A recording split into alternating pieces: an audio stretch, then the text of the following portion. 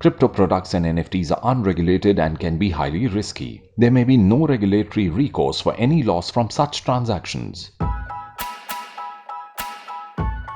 दोस्तों आपने आईपीओ यानी कि इनिशियल पब्लिक ऑफरिंग के बारे में सुना होगा। आए दिन बड़ी बड़ी कंपनियां ये करती रहती हैं और मार्केट में सुर्खियों में छाई रहती हैं। ऐसे ही क्रिप्टो की दुनिया में एक और चीज है आईसीओ यानी कि इनिशियल कॉइन ऑफरिंग, जिसके तहत कंपनीज या फिर स्टार्टअप्स जो है वो फंड्स उठा सकते हैं ब्लॉकचेन पे।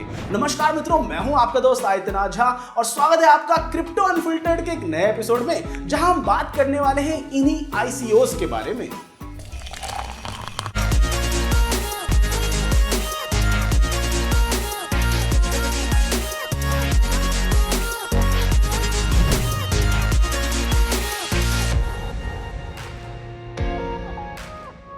कोई भी कंपनी जिसको पैसा चाहिए कॉइन, ऐप या फिर कोई सर्विस लॉन्च करने के लिए, वो एक इनिशियल कॉइन ऑफरिंग को कर सकती है और फंड्स उठाने के लिए ब्लॉकचेन पे से कई मामलों में ये एक आईपीओ करने से ज्यादा आसान है, जो कि आईपीओ स्टॉक मार्केट पे होती है उससे ज्यादा आसान है क्रिप्टो की दुनिया में आईसीओ यानी इनिशियल कॉइन ऑफरिंग को करना।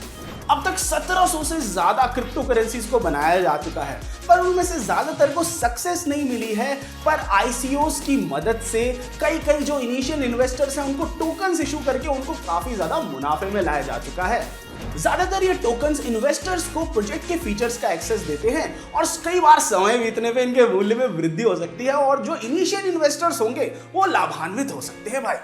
एक और जहां इनिशियल कॉइन ऑफरिंग में इन्वेस्ट करके किसी इन्वेस्टर को मुनाफा हो सकता है, वहीं दूसरी ओर एक बड़ा ही खतरा भी हो सकता है। वो ये है कि जिस कंपनी ने उस आईसीओ को बैक किया है वो एक्चुअली में प्रॉफिटेबल हो ही ना। इससे भी खतरनाक स्थिति में ये हो सकता है कि आईसीओ के पीछे जिनका हाथ हो वो इन्वेस्टर्स के साथ रग पुल करते। अब भैया रग पुल का अर्थ क्या है? रग पुल का अर्थ ये है कि उन्होंने सबसे पैसा तो ले लिया, पर जो सर्विस या ऐप या जो भी चीज वो लॉन्च करने वाले थे उन्होंने लॉन्च ही नहीं किया। तो इसलिए जरूरी है कि देख परख के ही किसी आईसीओ में इन्वेस्टमेंट की जाए, क्योंकि जैसा कि हम हमेशा कहते हैं, दुर्घटना से सावधानी भली।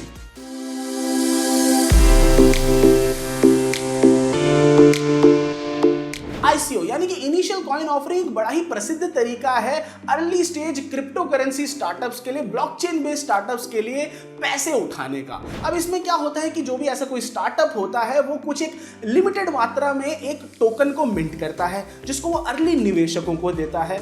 अब ये जो टोकन है इसके बदले में जो सामने से निवेशक है वो उनको ब्लॉकचेन बेस्ड कोई करेंसी देता है, जैसे कि बिटकॉइन या इथेरियम, जिससे कि वो प्रोजेक्ट को फंडिंग मिल जाती है। अब अच्छी बात यह है कि समय के साथ इस टोकन के मूल्य में वृद्धि हो सकती है अगर कंपनी सक्सेस के पाथ पर निकल जाए तो।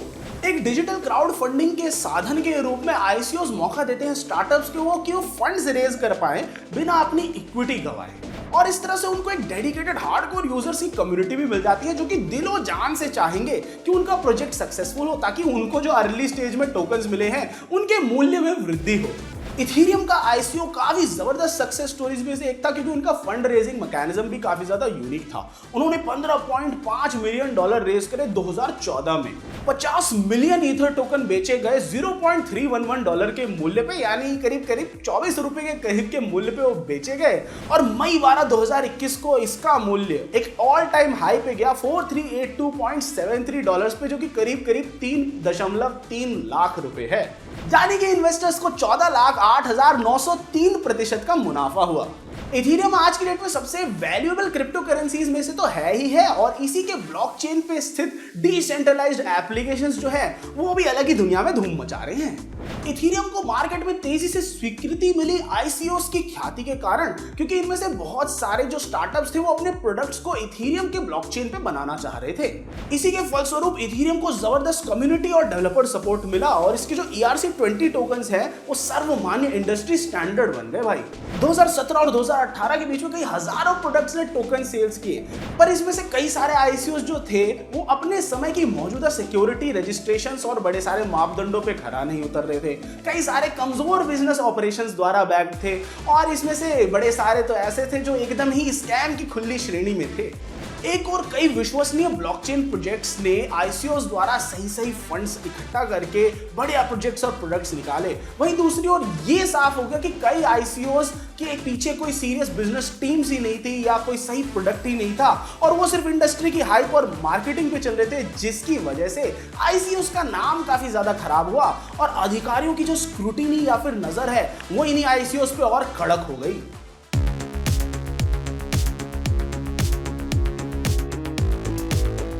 ऐसे एक हफ्ते में जहां रशिया और यूक्रेन के बीच में जो घमासान हो रहा है उसकी वजह से क्रिप्टो जगत में काफी उतार चढ़ाव हो रहे हैं, वहीं दूसरी ओर यूएस ट्रेजरी जो है वो हाथ धोके रशियन क्रिप्टो माइनर्स के पीछे पड़ गई है। यूएस ट्रेजरी डिपार्टमेंट के office of foreign asset control ने एक नई प्रेस रिलीज निकाली जिसके तहत रशिया स्थित क्रिप्टो माइनर बिट रिवर और उसके 10 सब्सिडरीज पर उन्होंने नए प्रतिबंध लगाए हैं अपने नए स्पेशल डेजिग्नेटेड नेशनल्स लिस्ट के तहत। ये जो कदम है एक बड़ी कार्यवाही की ओर इशारा करता है रशिया की क्रिप्टो माइनिंग इंडस्ट्री के खिलाफ, पर यूएस ट्रेजरी ने कहीं पे भी बिट रिवर और व्लादिमीर पुतिन के प्रशासन के बीच में कोई संबंध नहीं बताया है। जो इंटरनेशनल मॉनिटरी फंड है यानी कि आईएमएफ, वो भैया वैश्विक नियम कानून बनाने वालों पे और जोर दे रहे हैं कि वो इस वॉर वाली स्थिति में जहां यूक्रेन के साथ जो युद्ध है रशिया का वो चला ही जा रहा है, वहां पे थोड़ी और कड़े नियम कानून बनाएं क्योंकि स्थितियां और चुनौतियां बढ़ती ही जा रही हैं। अपने ग्लोबल फाइनेंशियल स्टेबिलिटी रिपोर्ट में आईएमएफ ने सीधे इस बात पे इशारा किया है कि क्रिप्टो का रशिया द्वारा इस्तेमाल किया जा रहा है अपने ऊपर किए गए सैंक्शन से बचने के लिए, और क्रिप्टो के कारण जो मौजूदा वित्तीय व्यवस्था है उसकी स्थिरता पे भी खतरा मंडरा सकता है एक बदलते हुए बैंकिंग जगत के माहौल में। जिन देशों के खिलाफ प्रतिबंध लगाए गए हैं वो अपने घरेलू एनर्जी सप्लाईज को एक्सपोर्ट करने के बजाय उनका इस्तेमाल क्रिप्टो माइनिंग में कर सकते हैं, ऐसा कहना था आईएमएफ की रिपोर्ट का। बाइनेंस जो कि ट्रेडिंग वॉल्यूम के बल पे सबसे बड़े क्रिप्टो एक्सचेंजेस में से एक है, उनका भी ये कहना है कि वो रशियन नेशनल्स जो कि 10,000 यूरो से ऊपर के क्रिप्टो एसेट्स रख रहे हैं उनके ऊपर वो कड़े प्रतिबंध लगाएंगे। बाइनेंस को हाल ही में थोड़ा और सुनना पड़ा जब उन्होंने नाजी स्वस्तिका सिंबल हैकेन क्रूज से मैचिंग एक इमोजी निकाला एडोल्फ हिटलर के जन्मदिन पर। इस इमोजी के कारण ट्विटर पे बाइनेंस के सीईओ चेंगपेंग जाओ को कई लोगों ने काफी भला बुरा सुनाया। हाल ही में घर की बात करें तो संदीप नेलवाल जो कि पॉलीगन ब्लॉकचेन के को-फाउंडर हैं, उनका कहना था कि भारत में कोई क्रिप्टो की रेगुलेटरी बॉडी का होना बहुत ज्यादा जरूरी है। दुबई स्थित इन प्रोग्रामिंग इंजीनियर के कथन अनुसार आरबीआई, जीएसटी काउंसिल और जो फेडरल फाइनेंस मिनिस्ट्री है इन सबको जुड़ के, इनके अधिकारियों को जुड़ के सामंजस्य में एक बॉडी का निर्माण करना चाहिए जो कि भारत में क्रिप्टो के नियम कानून की देखरेख कर सके और एक जो दिशा है क्रिप्टो की फ्यूचर की उसको सही से गाइड कर सके। और वहीं दूसरी ओर कॉइन डीसीएक्स जो कि भारत के सबसे बड़े क्रिप्टो एक्सचेंजेस में से एक है, उन्होंने अभी $135 मिलियन की सीरीज डी फंडिंग प्राप्त करी है। इस फंडिंग का प्रयोग किया जाएगा भारत में क्रिप्टो की जानकारी और इनोवेशन को और बढ़ाने के लिए। ये फंडिंग राउंड यूएस स्थित इन्वेस्टमेंट फर्म पेंटेरा कैपिटल और हांगकांग स्थित हेज फंड स्टेडव्यू कैपिटल द्वारा किया गया।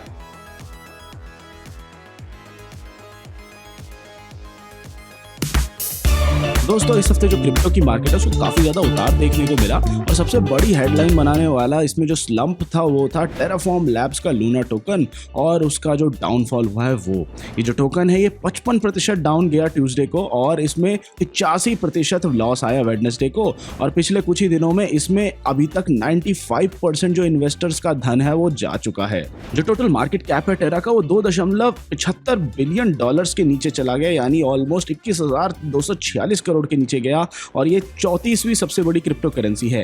अभी बिटकॉइन जो है उसका 4 महीने का सबसे लोएस्ट प्राइस देखा गया मई 9 पे और पूरे मार्केट को अपने साथ ही नीचे लेते हुए आया है। अभी बिटकॉइन के प्राइसेस $28,625 के आसपास मंडरा रहे हैं जो कि ऑलमोस्ट 22 लाख रुपए के आसपास होता है। ईथर जो है वो भी बड़ी ही दिक्कतों से गुजर रहा है मार्केट वोलेटिलिटी से ऊपर उठने के लिए और बाकी क्रिप्टो करेंसी जैसे कि कार्डानो, रिपल, पोल्काडॉट और पोलीगन सबकी ही थोड़ी थोड़ी बैंड सी बजी हुई है। डोज और शीप जो है उनको भी बड़ी मेहनत करनी पड़ रही है अपनी मार्केट स्टैंडिंग को इंप्रूव करने में और पिछले वीक तक क्रिप्टो का मार्केट कैप $1.43 ट्रिलियन के करीब था। मई 6 तक ये थोड़ा ज्यादा हाई था, $1.66 ट्रिलियन के आसपास। मार्च के बाद जो क्रिप्टो की मार्केट है उसकी वैल्यूएशन लगातार नीचे ही गिरती जा रही है और मार्च 31 को जो मार्केट कैप था क्रिप्टो सेक्टर का एकदम जबरदस्त था, $2.14 ट्रिलियन के करीब और एनालिस्ट्स जो है उनका ये कहना है कि ये जो दुख की घड़ी है ये थोड़े समय के लिए है, क्योंकि अभी भैया इंस्टीट्यूशनल इन्वेस्टमेंट्स हो रही हैं और रेगुलेशन आ रही है क्रिप्टो की दुनिया में,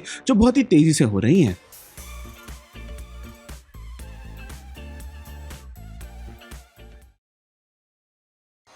दोस्तों अगर हम बात करें हार्ड नंबर्स की, तो बिटकॉइन डाउन गया है 11.18% और अभी उसकी करंट वैल्यू है 23,32,548। इथेरियम 20.72% डाउन गया और मार्केट वैल्यू उसके अभी चल रही है 1,60,085.66 रुपए। और इसके अलावा शिबा इनू भी 31.67% डाउन गया है और उसकी वैल्यू भी बहुत ही खत्म सी हो गई है। सोलाना ने भी 31.98% का लॉस देखा।